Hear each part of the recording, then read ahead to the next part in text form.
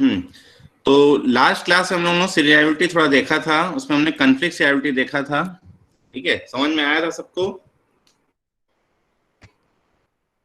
Otherwise एक बार फिर से मैं बता सकता हूँ कॉन्फ्लिक्ट सीरियलिटी। डाउट था किसी को?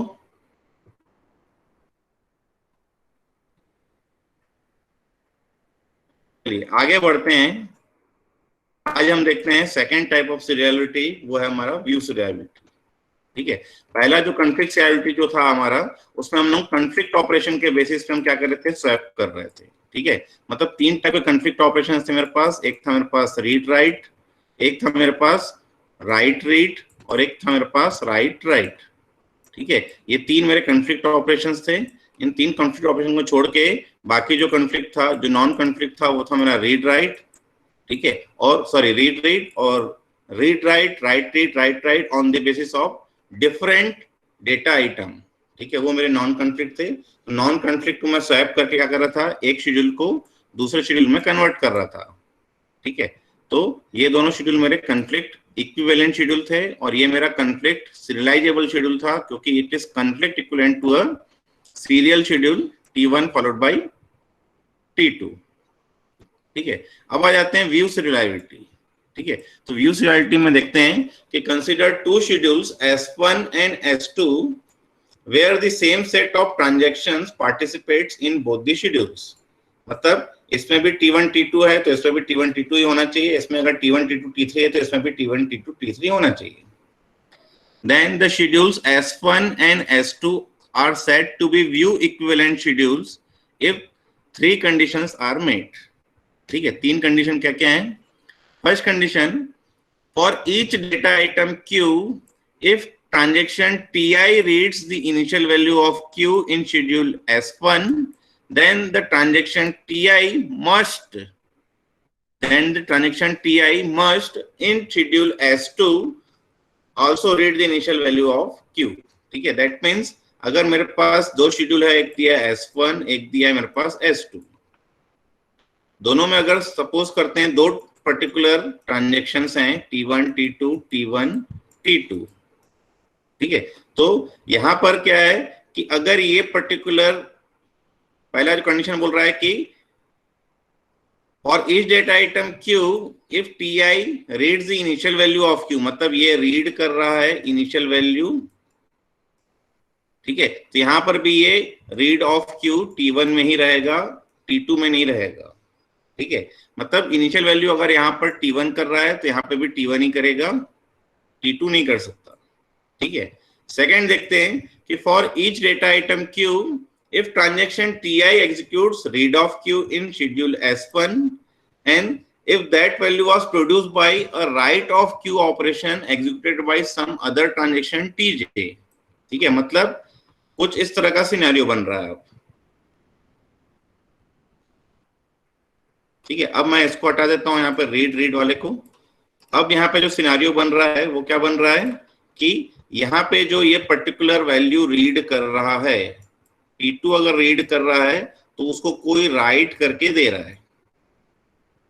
ठीक है, मतलब T1 राइट करके दे रहा है, T2 उसको क्या कर रहा है, रीड कर रहा है। ठीक है, यही बोल रहा है कि for each data item Q if Ti executes read of Q in schedule S1 and if that value was produced by write of Q operation executed by some other transaction Tj, मतलब ये read कर रहा है जो कोई right करके दे रहा है। Then the read operation of Ti must in schedule S2, यहाँ पे भी मस्ट लिखा है ना, also read the value of Q that was produced by the same write of Q operation of transaction Tj। मतलब यहाँ पर भी वो क्या होना चाहिए कि ये जो पर्टिकुलर वैल्यू रीड कर रहा है ये T1 क्या करेगा, उसको राइट करके देगा, वही वैल्यू क्या करेगा, ये रीड करेगा। ठीक है, तो पहली कंडीशन ये थी कि इनिशियल रीड जो भी कर रहा है वो पर्टिकुलर इनिशियल रीड करेगा। ठीक है, सेकंड जो कंडीशन थी कि अगर कोई राइट कर रहा है उसके बाद ये रीड कर रहा है तो ये फिर से वही ट्रांजेक्शन राइट करेगा और यही ट्रांजेक्शन उसको क्या करेगा, वो वैल्यू को रीड करेगा।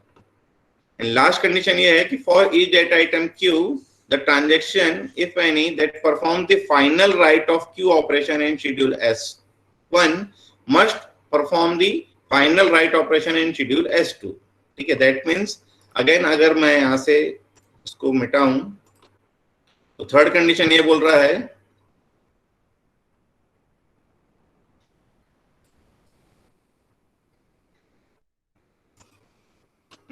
थर्ड कंडीशन ये बोल रहा है कि अगर मेरे पास फिर से डेटा आइटम क्यू पे फाइनल राइट परफॉर्म कर रहा है अगर T1, ठीक है, मतलब इसके बाद यहां पर कोई भी राइट ऑपरेशन नहीं है, ठीक है, या राइट या रीड ऑपरेशन कुछ नहीं है, तो यहां पर भी क्या होगा कि यही पर्टिकुलर ट्रांजेक्शन मेरा क्या करेगा, राइट करेगा फाइनल वैल्यू, ठीक है। मतलब पहला जो है इनिशियल रीड है, दूसरा है राइट के बाद रीड का कॉम्बिनेशन, और तीसरा है फाइनल राइट का, ठीक है। मतलब जो भी फाइनल करेगा, फाइनल राइट करेगा उस डेटा आइटम पे जो ट्रांजेक्शन, यहाँ पे भी वही फाइनल राइट परफॉर्म होना चाहिए।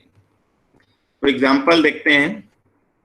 Again consider 3 schedules S4, S5 and S6। हम पहले चेक करते हैं कि S4 and S5 are view equivalent schedules और नॉट।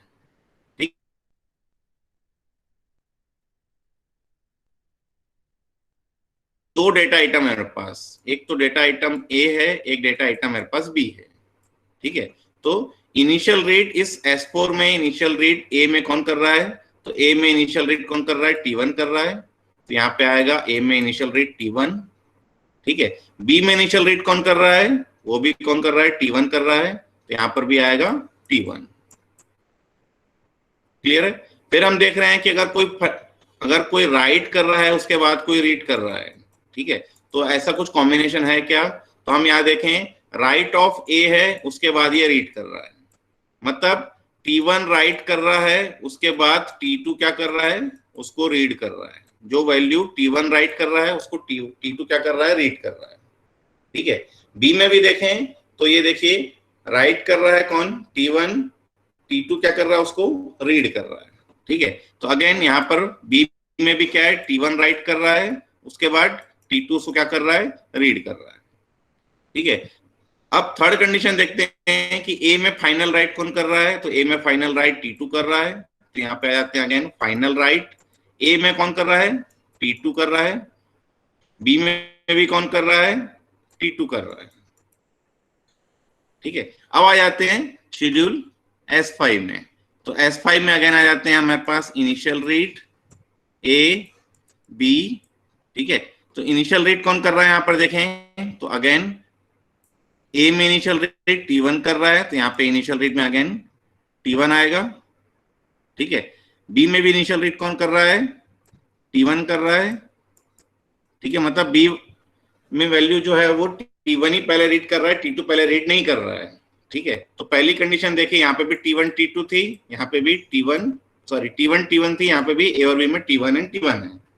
अब हम देखते हैं कि कोई वैल्यू राइट कर रहा हो और उसको कोई वैल्यू रीड कर रहा हो, तो ये वैल्यू रीड कर रहा है, रीड ऑफ ए, वो ये राइट करके दे रहा है उसको, ठीक है। मतलब ए में T1 राइट कर रहा है, उसके बाद T2 क्या कर रहा है, उसको रीड कर रहा है, क्लियर है। सिमिलरली बी में भी ये देखें तो T1 राइट कर रहा है, T2 क्या कर रहा है, उसको रीड कर रहा है, तो अगेन T1 राइट कर रहा है, उस वैल्यू को T2 क्या कर रहा है, रीड कर रहा है, ठीक है। सेम कॉम्बिनेशन है T1 से T2, T1 से T2। थर्ड देखते हैं फाइनल राइट कौन कर रहा है, ठीक है। तो फाइनल राइट हम देखें तो यहाँ पर T2 कर रहा है में फाइनल राइट, बी में भी T2 कर रहा है मेरा फाइनल राइट, ठीक है। तो T2 एंड T2, तो ए और बी में दोनों फाइनल राइट कौन परफॉर्म हो रहा है, T2 ट्रांजेक्शन ही परफॉर्म कर रहा है। तो तीनों कंडीशन मेरी क्या है, मेट हो रही है। इसका मतलब है कि S4 and S5 are views serializable schedule, clear है। अब चेक करते हैं कि whether S4 and S6 are views serializable schedule और नॉट। तो अगर यहां हम देखें इनिशियल रीड कौन कर रहा है, ए एंड बी में, तो इनिशियल रीड कौन कर रहा है, T2 कर रहा है यहां पर भी, और बी में भी T2 ही रीड कर रहा है। तो पहली कंडीशन ही मेरी क्या हो गई, फॉल्स हो गई।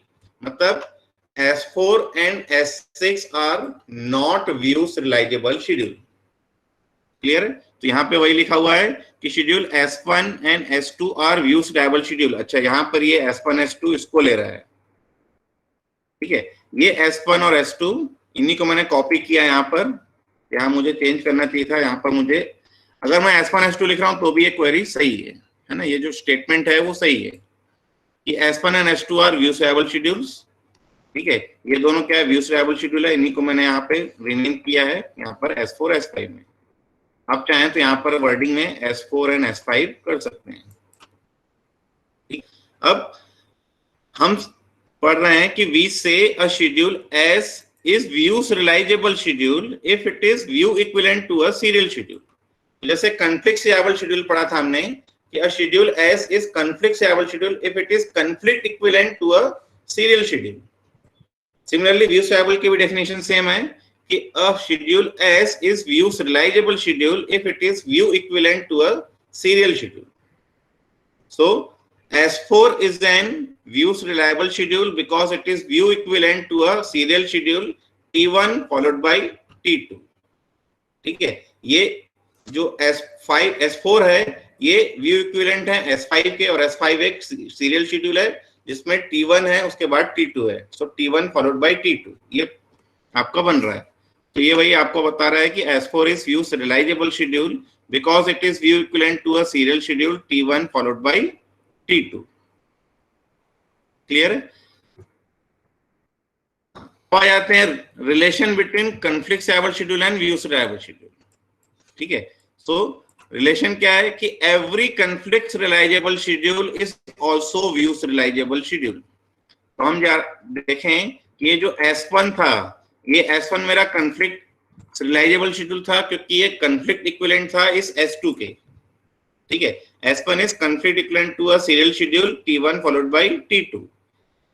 अभी हमने प्रूफ कर दिया कि ये पर्टिकुलर शेड्यूल जो है, ये आपका जो S1 था, ये व्यू इक्विवेलेंट भी है इसी पर्टिकुलर सीरियल शेड्यूल के। ठीक है, मतलब T1 followed by T2 के ये व्यू इक्विवेलेंट शेड्यूल भी है, दैट मींस ये व्यू serializable शेड्यूल भी है मेरा। ठीक है, तो व्यू serializable शेड्यूल है, that means every conflict serializable schedule is also view serializable schedule. But there are view serializable schedule that are not conflict serializable। ठीक है, मतलब every conflict serializable schedule is also a view serializable schedule, but every view serializable schedule is not necessarily be a conflict serializable। वो हो भी सकता है, वो नहीं भी हो सकता है। ठीक है, तो फॉर एग्जांपल ये एक शेड्यूल देखते हैं हम S7 और S8। ठीक है, S7 को मैं चेक करता हूं कि whether these two schedules are conflict equivalent schedules or not। ठीक है, तो दोनों कॉन्फ्लिक्ट इक्विवेलेंट शेड्यूल होने के लिए मुझे क्या होना चाहिए, अब मेरे पास डेटा आइटम एक ही है तो यहाँ पे मैं ए लिख देता हूँ। ठीक है, अब यहाँ पर इनिशियल रीड कौन कर रहा है ए में, तो इनिशियल रीड यहाँ पे ए में कर रहा है T1। ठीक है, यहाँ पर भी हम ए लिखते हैं, इनिशियल रीड कौन कर रहा है ए में, T1। ठीक है, उसके बाद देख रहे हैं कि कोई राइट कर रहा है और उसके बाद उस वैल्यू जो रिटर्न वैल्यू है उसको कोई रीड कर रहा है कि नहीं, तो ये राइट कर रहा है, इसको न T1 रीड कर रहा है न T3 रीड कर रहा है। फिर जब ये राइट कर रहा है तो ना इसको T2 रीड कर रहा है ना T3 रीड कर रहा है। फिर T3 राइट कर रहा है तो ना T1 रीड कर रहा है ना T2 रीड कर रहा है, तो सेकंड कंडीशन मेरी है ही नहीं। ठीक है, तो यहाँ पे हम देखें ये अगर राइट कर रहा है तो कोई रीड कर रहा है क्या, नहीं। ये अगर राइट कर रहा है तो कोई रीड कर रहा है क्या, नहीं। ये अगर राइट कर रहा है तो T1 T2 में कोई रीड कर रहा है क्या, नहीं। तो सेकंड कंडीशन मेरी यहाँ पर भी नहीं है। ठीक है, मतलब सेकंड कंडीशन दोनों में सेटिस्फाइड है। अब आ जाते हैं कि फाइनल राइट कौन कर रहा है, तो ए में फाइनल राइट कौन कर रहा है, ए में फाइनल राइट T3 कर रहा है, तो यहाँ पे आएगा T3। सिमिलरली S8 में भी फाइनल राइट कौन कर रहा है, तो यहाँ पे देखिए final write perform by T3। Clear है? So these two schedules are view equivalent schedules. Clear है?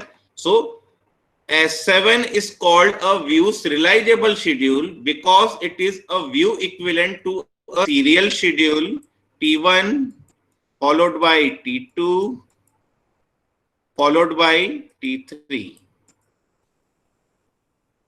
Clear? S7 is an view serializable schedule because it is an view equivalent to a serial schedule T1 followed by T2 followed by T3। Clear? But this schedule is not conflict serializable schedule because it is not conflict equivalent। अब अगर मैं देखूं कि इन दोनों को मैं conflict equivalent करके change कर सकता हूं किसी सीरियल शेड्यूल में कि नहीं। तो मैं पहले चेक करता हूं कि T1 followed by T2 followed by T3 बना पा रहा हूं कि नहीं। ठीक है, तो T1 followed bye T1 T2 followed by T3 के लिए मुझे ये राइट को इस राइट के पहले लाना पड़ेगा, मतलब इन दोनों को स्वैप करना पड़ेगा।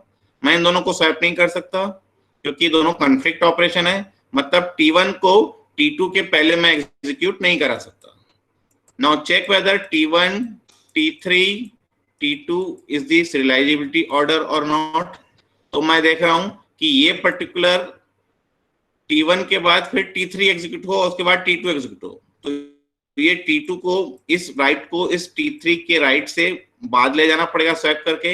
ये दोनों में मेरा कॉन्फ्लिक्ट ऑपरेशन है, ये भी मैं स्वैप नहीं परफॉर्म नहीं कर सकता, मतलब T1 को सबसे पहले मैं एग्जीक्यूट नहीं कर सकता। अब मैं चेक करता हूं कि पहले मैं T2 को एग्जीक्यूट कर सकता हूं क्या। तो T1 T2 T1 और फिर T3 और फिर T2 T3 and then T1, ये दो कॉम्बिनेशन मेरे हो पा रहे हैं कि नहीं हो पा रहे हैं। ठीक है, तो इसके लिए मैं क्या करूंगा कि इस राइट को इस रीड के पहले ले जाना पड़ेगा, जो हो ही नहीं सकता क्योंकि दोनों मेरे क्या है, कॉन्फ्लिक्ट ऑपरेशन है, तो T2 पहले एग्जीक्यूट हो ही नहीं सकता। ठीक है, तो ये दोनों के दोनों मेरे कैंसिल हो गए। अब मैं चेक कर रहा हूं कि weather T3 T1 T2 and T3 T2 T1 मेरा सीरियलिटी ऑर्डर बन सकता है कि नहीं। तो इसके लिए मुझे T3 को पहले एग्जीक्यूट करना पड़ेगा, तो इस T3 के राइट को मैं इससे स्वैप कर ही नहीं सकता, तो मैं इन दोनों को भी परफॉर्म नहीं कर सकता। That means S7 is not a conflict serial schedule because it is not conflict equivalent to any serial schedule। और any के लिए मैंने क्या किया है, पूरे all 6 combinations ट्राई कर लिए हैं क्योंकि मेरे पास 3 ट्रांजेक्शन थे, तो 3 फैक्टोरियल 3 मेरा क्या रहेगा, सीरियल शेड्यूल पॉसिबल हो सकते थे, तो फैक्टोरियल 3 मीन 6 सीरियल शेड्यूल हो सकते थे। मैंने सारे शेड्यूल्स को क्या कर लिया, यहाँ पे चेक कर लिया है, ये किसी के भी कॉन्फ्लिक्ट इक्विवेलेंट नहीं है। क्लियर है? So this schedule is not conflict serializable schedule, but this schedule is an view serializable schedule। Clear है? So every view serializable schedule which is not conflict serializable always contains blind writes। ठीक है, तो ये एक particular line आपको याद रखनी पड़ेगी कि every view serializable schedule which is not conflict serializable schedule always contains blind writes। blind write means write without read। ठीक है, यहां पे राइट है, उसके बाद फिर से राइट है, उसके बाद फिर से राइट है। ठीक है, अगर ये मेरा व्यू serializable मिल रहा है तो ये मेरा conflict serializable नहीं मिल सकता, यही ये लाइन बोल रहा है। ठीक है, अगर मैं राइट के बाद राइट के बाद राइट कर रहा हूं, मैं रीड कर ही नहीं रहा हूं, राइट राइट परफॉर्म कर रहा हूं, तो ये मेरा व्यू serializable हो सकता है लेकिन ये conflict serializable नहीं हो सकता। क्लियर है? व्यू serializability समझ में आ रहा है सबको? Any doubt?